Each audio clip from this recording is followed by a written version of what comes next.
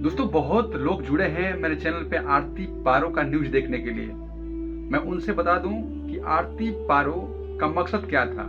आरती पारो का मकसद यही था कि उसको वायरल होना था और वो वायरल भी हुई और अपने मकसद में कामयाब हो गई। उसको चाहिए था फिल्म में गाने में काम।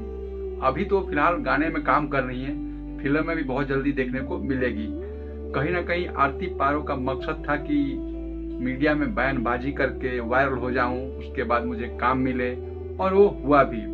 उसके पीछे बहुत सारे जो यूट्यूबर थे उन्होंने उसको गाइड्स किया, उनको बताया कि आरती पारो का ये जो है मौका सही है, आप ऐसे ही बोलते रहो, मीडिया में इंटरव्यू देते रहो और आपकी जो पॉपुलैरिटी बढ़ेगी तो आपको गाने में काम मिलेगा और पैसे भी आपके बढ़ जाएंगे। कहीं ना कहीं आरती पारो आजकल एक गाने का कम से कम 5 से 7 हजार रुपया चार्ज कर रही है एक वीडियो में काम करने का।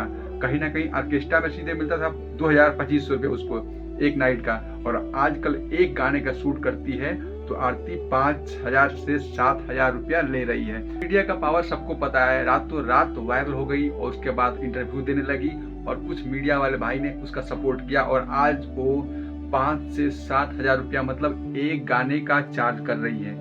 भाई कोई भी अगर वायरल होता है तो ऐसा ही करना चाहिए ताकि आपकी पॉपुलैरिटी और बढ़े और आपको गाने में काम मिले। ज्योति पारो ने सही काम किया, वायरल होके अपना घर गृहस्थी बढ़िया चला रही है, बढ़िया खा रही है, गाड़ी में घूम रही है, कहीं ना कहीं उसकी अच्छी जिंदगी अब चल रही है।